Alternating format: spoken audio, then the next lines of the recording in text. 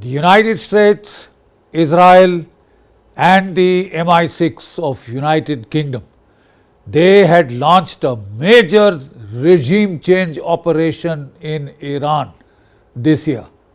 The aim was not just to overthrow the Iranian government, but to splinter Iran along the ethnic fault lines of the Azeris, the Kurds and the Sunni Baluch. Israel was trying to help the Kurdistan fighters to come in, and also the Afghan refugees who were there.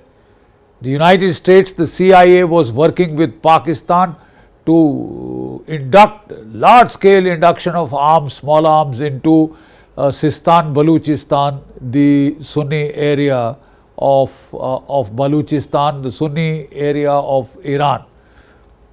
The plan was very highly ambitious. 40 to 50,000 Starlinks had been pushed into Iran because they knew that they would shut down the internet, and as abundant precaution they had put in about 50,000 Starlink terminals. This time the Russians and the Chinese seem to have warned Iran of the American playbook, and the Russian electronic warfare capabilities, the Chinese electronic warfare capabilities have been used to jam the Starlink terminals and cut off communications between the operatives on the ground and the intelligence agencies of Mossad and the CIA. Secondly, in June last year, when the United States and Israel had launched a combined attack to take out Iran's nuclear capability, nascent nuclear capability, a lot of their intelligence networks of the Mossad had been uncovered. Despite that, the Mossad tried a desperate gambit to sacrifice its intelligence networks in Iran if required, but to go for the jugular. So like I said, a sophisticated operation, intelligence operation was launched to completely derail the Iranian currency. The Iranian currency is now $1 is to 150,000 riyal. The aim was to inflict so much pain, economic pain on the people of Iran that they would rise in revolt. And they did. But this revolt was, I think, very intelligently handled by the Iranians. They understood the real pain points, and Pezeshkian, the Prime Minister, the moderate, he said, we are prepared to talk and prepared to help. But as far as the armed operatives who had been sent in with instructions to open fire on the Iranian police, etc., to provoke backlashes, to provoke a kind of a genocide that would put all Iran on fire, failed. In fact, the Iranians were able to muster up their population. 2 to 3 million people came out in the streets in Tehran to support the government. The whole thing fizzled out so badly that Netanyahu was forced to phone Donald Trump and tell him to call off the attack. Because the colored revolution had failed disastrously. The IRGC was not weakened, none of the missile capabilities were touched. Israel was prepared to absorb a hit of about 700 missiles from Iran. But what if Iran fired 1,500, 2,000? Last time, Israel had suffered $50 billion worth of damage. This time, the damage was likely to be quite disastrous.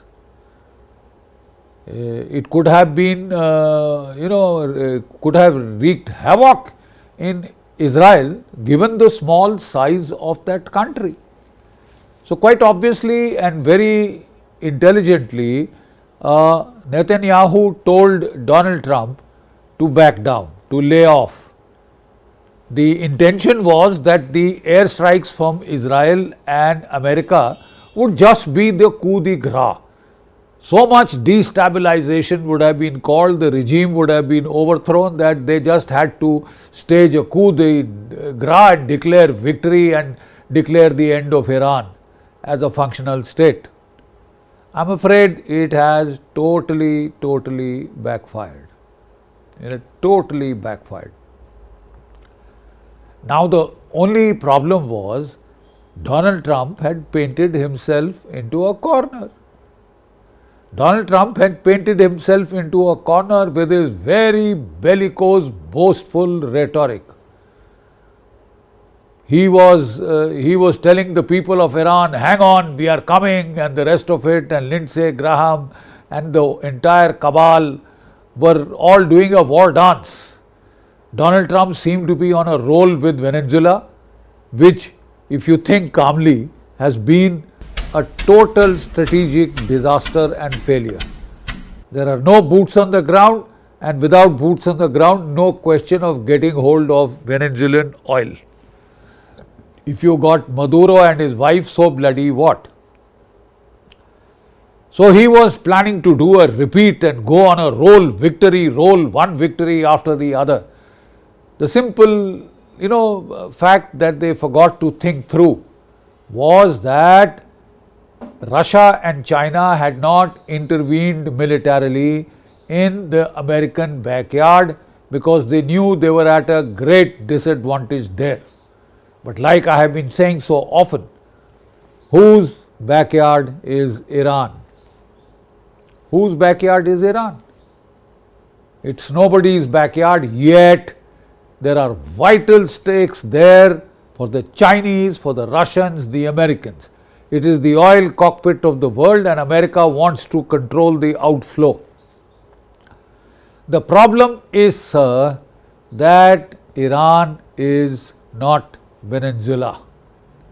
Iran can hit back and hit back hard. None of its capabilities to hit back have been degraded in the slightest degree. And Donald Trump had to eat crow and back off and start looking for off-ramps. The first off-ramp he chose was they had threatened to hang some 850 citizens, and because I pressurized them, they said they are not hanging them. They've said, the Supreme Court of Iran has said, yes, we will hang them. Off-ramp gone. So what does Donald Trump do? To save face, he starts moving in huge armadas. The Chairman, Joint Chiefs of Staff of the United States clearly told Donald Trump that, look, we thought there would be an overthrow of the regime, there would be chaos, and we would need only a small force level to deliver the coup de grace. Now that that has not happened, we'll have to increase force levels if you still want to go ahead with it. Frankly, it would be highly immature and foolish if United States still decided to go in. There is no surprise any longer. In June last year, United States had gained surprised by the perfidy of saying we are going to have talks, and then they attacked while the talks had just started.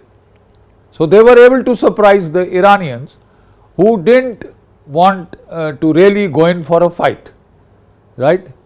But the simple fact is, now they know it is a question of survival. It is a question of existential threat to that regime. So will Donald Trump still go in? He is building up forces. He is now tried to create a second off-ramp. This is an air exercise.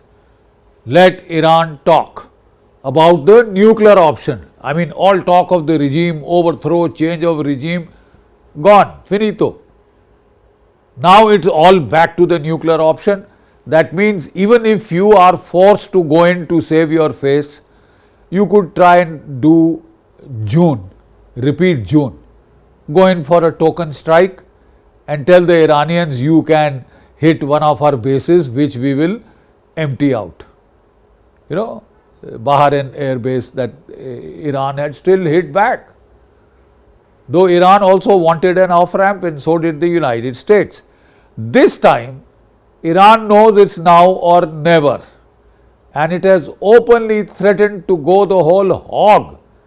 He says any attack on Iran will be treated as an attack on act of war, and we will go all guns blazing, fire about 1,000 missiles on Israel, fire another 1,000 missiles on the American air bases in the Middle East, and then close the Gulf of Hormuz.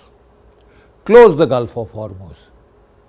You know, in a kamikaze gesture, if we go down, we will take the world down with us. The price of oil will be jacked up to $130, $150 a barrel, which will torpedo the global economy, including the economy of the United States of America. I mean, that is the simple mathematics. If despite this, Donald Trump wants to cast all caution to the winds and go in for the sake of his ego, well, it could prove to be a disaster. Simple terms. The Russians have clearly warned America thus far and no further. And if you think that we will do nothing when there is an existential regime to one of our very close allies, Iran, well then you are barking up the wrong tree. And they have supplied Kinzhal hypersonic missiles to Iran, with the help of which these Kinzhal hypersonic missiles, with its own hypersonic missiles, Iran can sink the Abraham Lincoln and many capital ships. And look at the media disaster that would be. Donald Trump doesn't want to put boots on the ground. He can't afford to. Not in Iran. Not in Iran, not even in Venezuela. So he wants a quick, easy, telematic victory. Looks damn good on television. You know, quick in, quick out. But in Iran, if he attacks Iran, he is going to get into a battle of attrition for which the United States is simply not prepared. It lacks the industrial capacity. Let me explain. The production capacity of the Patriot missiles, which are needed for air defense, missile defense, is about 550 to 600 per year. Russia can produce 800 Kinzhal missiles a year. To stop every Kinzhal missile, you will need 2 Patriot missiles. You don't have the capacity even for Ukraine. So can you do it for Ukraine? Can you do it for Iran? And what if China decides this is the best time to go for Taiwan then? Will you be able to protect Taiwan? Will you be able to protect American bases in the Pacific? I mean, this hasn't been thought through. Israel, to save itself from the missiles of Iran, which cost $50 billion in June last year of worth of damage, if it has to go for the third missiles, $1 billion a battery, $12 to $14 billion per missile, at a time when the American economy is heading for trouble, can the United States afford this profligate expenditure? I don't think anybody has done any rational thinking in Washington. It's strange that the chiefs of staff are not laying out bare hard facts to Donald Trump. And if America gets into a situation where the chairman joint chiefs of staff is not prepared to tell the bitter truth to his boss, America could suffer grievously. There is no strategy in the United States, there is only controlled chaos, there is only impulse driven action. You act first and start thinking subsequently, which can be very dangerous. Donald Trump is a real estate agent. He believes he was the land mafia in New York. He is not used to supply chains. Your F-35 require heat resistant magnets that come from the rare earths and the magnets that China supplies. And China has switched that bloody tap off.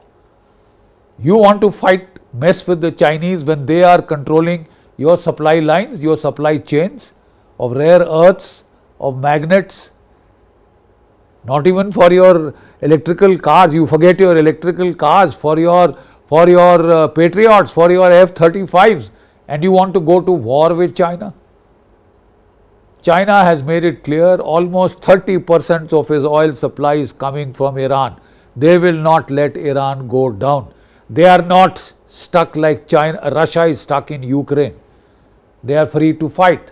And they have said, we will supply our air defense weapons and aircraft loads of their heavy airlift aircraft, strategic aircraft have been flying into Iran with the air defense surface to air missiles, equivalents of S-400s. And those could be game changers. At the very least, America and Israel will be forced into a war of attrition, something they simply cannot afford. There is talk that Iran should preempt the American attack. It has the missiles, the hypersonic missiles, the Fateh 1s, Fateh 2s, etc., the Shahids and the rest of it. And it has the hypersonic missiles, it has the Kinzhals. So should it preempt? I don't think so. Because if it preempts and it inflicts a humiliating setback onto the United States and Israel, then Israel would be left with no option but to go nuclear. Even the Americans could decide to go nuclear because of that loss of face. Very sheer loss of face. Well, Donald Trump has to decide between that loss of face and nukes slamming into United States, continental United States. It's a Hobson's choice. I don't think he would be that, thoughtless. Jai Bharat, Jai Hind.